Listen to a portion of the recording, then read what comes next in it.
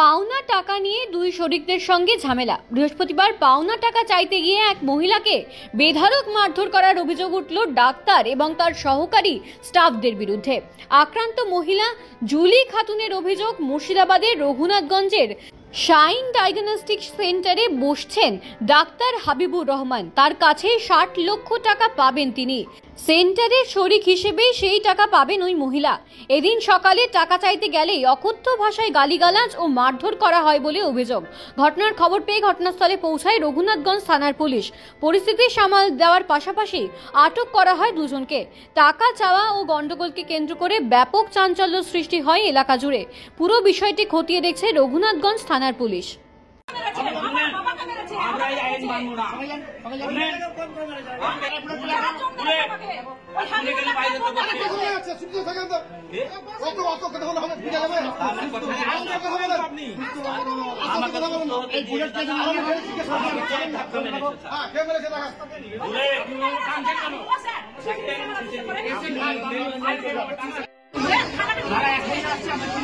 ঠিক আছে, কিন্তু ও রাখছে কিন্তু টাকা পাবো মারামারি করতে পারবো না। জানলালে গরিরা মারামারি লাইন আছে, কোনটারে মারামারি করবে, আবার মেয়েকে মারবে।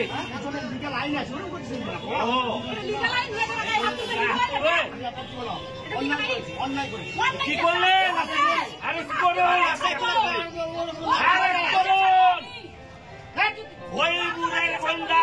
মারা হলো এখানকার আপেলের আমার মেয়েকে টাকা পাওয়া সত্ত্বেও তার ভাই আমরাকে ঘর ধরে দিয়েছে এবং হরিপুর গন্ডা পাঠিয়ে আমার মেয়েকে 4 দফা মারা হয়েছে। সেই গন্ডা আপেলের ভাতিয়ার সঙ্গে দাঁড়িয়ে হলে আমার হাত আছে, অথচ আমাকে 10 ধাক্কা মারা হয়েছে পুলিশের সামনে। অথচ পুলিশ আমরা কি বের করে দেওয়া হচ্ছে, আমরা কি বের করে দিচ্ছে।